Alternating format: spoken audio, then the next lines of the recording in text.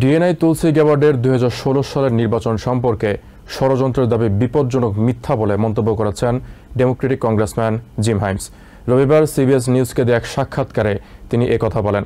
সাবেক president Barack Obama ও তার প্রশাসনের কর্মকর্তাদের বিরুদ্ধে রাষ্ট্রবিরোধী ষড়যন্ত্রের অভিযোগ এনে বিস্ফোরক দাবি করেন গ্যাবার্ড। ফক্স নিউজে দেয়া এক সাক্ষাৎকারে গ্যাবার্ড বলেন, প্রেসিডেন্ট ট্রাম্পের বিজয়কে খাটো করে দেখাতে রাশিয়ার হস্তক্ষেপ নিয়ে ভিত্তিহীন অভিযোগ তোলে ওবামা প্রশাসন। সাবেক president Barack Obama, Joe Biden, James Comey, John Brennan, James Clapper এবং সুজান রাইস সহ বেশ কয়েকজনের বিরুদ্ধে বিস্ফোরক তথ্য দিয়েছেন national intelligence director Tulsi Gabbard. রবিবার ফক্স নিউজের এক সাক্ষাৎকারে তুলসী গ্যাবার্ড বারাক ওবামা সহ তৎকালীন প্রশাসনের কর্মকর্তাদের বিরুদ্ধে রাষ্ট্রবিরোধী ষড়যন্ত্রের অভিযোগ তোলেন। এ সময় ন্যাশনাল ইন্টেলিজেন্স ডিরেক্টর জানান, 2016 সালের নির্বাচনে প্রেসিডেন্ট ডোনাল্ড ট্রাম্পের বিজয়ের পর তাকে ক্ষমতা থেকে সরানোর জন্য পরিকল্পিতভাবে ভুয়া গোয়েন্দা তথ্য তৈরি করেছিল তৎকালীন ওবামা প্রশাসন।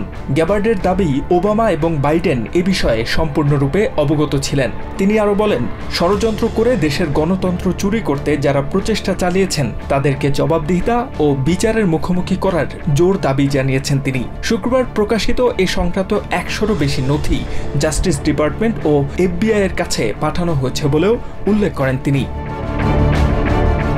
এদিকে তুলসী গ্যাবার্ডের বক্তব্য নিয়ে সমালোচনার ঝড় ওঠে ডেমোক্র্যাটদের মাঝে। ওবামা সহ তৎকালীন প্রশাসনের কর্মকর্তাদের বিরুদ্ধে তুলসী গ্যাবার্ডের দাবি নিয়ে কথা বলেছেন ডেমোক্রেটিক রিপ্রেজেন্টেটিভ জিম হাইমস।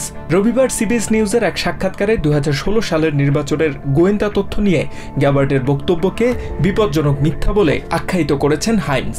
এছাড়া দ্বিদলীয় সেনেট কমিটি এবং স্পেশাল কাউন্সিল জন ডারহাম ডোনাল্ড ট্রাম্পকে সহায়তা করার জন্য রাশিয়ার হস্তক্ষেপের বিষয়টি নিশ্চিত করেছিলেন বলেও জানান ডেমোক্রেটিক রিপ্রেজেন্টেটিভ। এছাড়া ডেমোক্রেটিক সেনেটর মার্ক ওয়ার্নারও গ্যাবার্ডের সমালোচনা করেছেন। সম্প্রতি প্রকাশিত এক গণমাধ্যমে উঠে আসে এমন চিত্র। ন্যাশনাল ইন্টেলিজেন্স ডিরেক্টর পদের জন্য তুলসী গ্যাবার্ড যোগ্য নন বলে মন্তব্য করেন mark Warner. HM. Ataullah, TVN 24 news desk. New York থেকে সম্প্রচারিত TVN 24 টেলিভিশন বিশ্বজুড়ে বাঙালির কণ্ঠস্বর।